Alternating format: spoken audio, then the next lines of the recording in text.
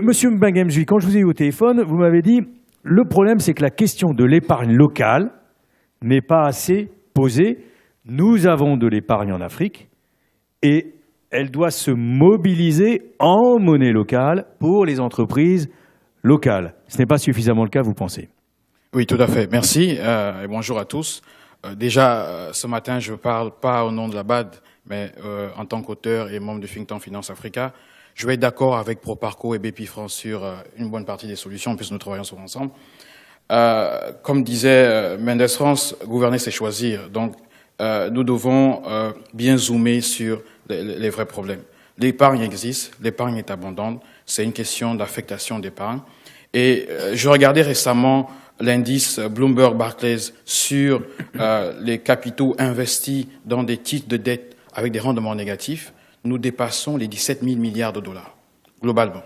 Donc, les investisseurs choisissent d'avoir des rendements négatifs pour plus de 17 000 milliards de dollars.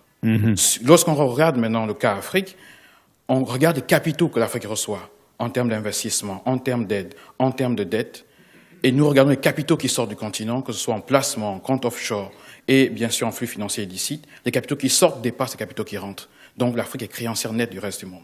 Alors, on a deux gros problèmes. C'est la question de la perception de risque.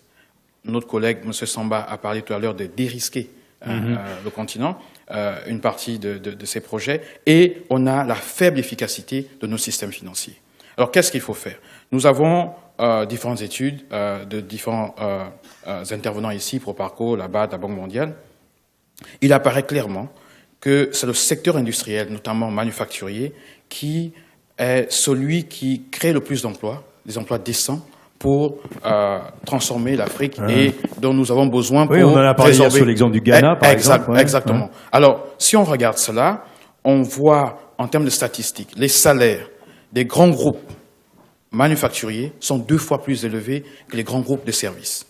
Et les salaires dans les PME manufacturières sont 37% de fois plus élevés dans les PME manufacturières que dans les PME de services. Ça veut dire quoi? L'Afrique doit cibler les PME et les grands groupes manufacturiers. Donc, il s'agit maintenant de mettre un écosystème vertueux en place. Il ne s'agit plus de poser la question de solution de financement pour une entreprise, mais d'un écosystème. Un écosystème qui touche 4 entités. Les pouvoirs publics, les grands groupes, les PME et, bien sûr, le système éducatif. Mais cet écosystème, pour qu'il soit vertueux, il faut que le financement des PME... C'est un peu l'œuf et la poule. Il faut que le financement de ce système, de ce secteur manufacturier soit lui aussi en place. Et c'est pourquoi je parle d'écosystème. Lorsque vous avez les solutions de financement que nous avons aujourd'hui sont suffisantes et intéressantes, mais lorsque vous pensez financer un écosystème, c'est différent de penser financer une PME.